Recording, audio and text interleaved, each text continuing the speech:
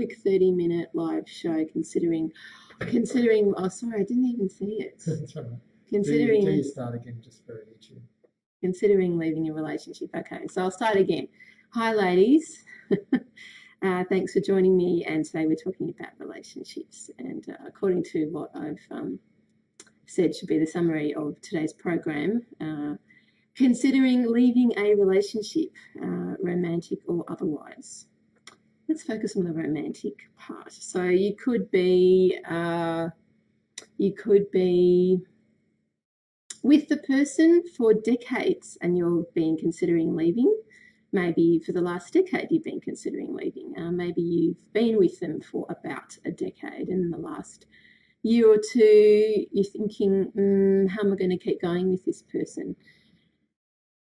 You might have just got together with someone and you're wondering already after months, don't know how you're going to stick with it because he's not doing things right. And that's the whole thing. He's not doing things right. This tends to be why I say, hi, ladies, welcome to the program, because even when I was seeing men in my business, when they were coming to me for sessions, the proportion of men who seem interested in wanting to understand their relationship, if I put a general kind of statistic on it, maybe 5%, 10 at the absolute most. And that was roughly how many male clients I had out of the rest of the 90% who were women. So it's women who are always wanting to understand how they can do better, feeling that it's their responsibility to do better and not putting enough focus on him. Like, oh no, I've done something wrong. He's not happy. He's not talking to me. Oh, I must keep more quiet. I must keep myself more occupied. I must, whatever, ask for less sex. I must ask for more sex. Whatever. Like, women just are constantly, oh, did I say this right or wrong? All sorts of things. What's wrong with me? Like, it's the general sort of criticism that women have of themselves. And if you're considering leaving the relationship, it's because he's not doing something right. He might not be supporting you enough emotionally, like he might not be listening to your feelings at all. So you might start saying something, blah, blah, I feel like this about whatever subject, and he's looking at his computer screen, or he's chopping the potatoes, or he's looking at the TV screen, or maybe he just walks out. So that's a problem. And to admit to yourself that it's a problem.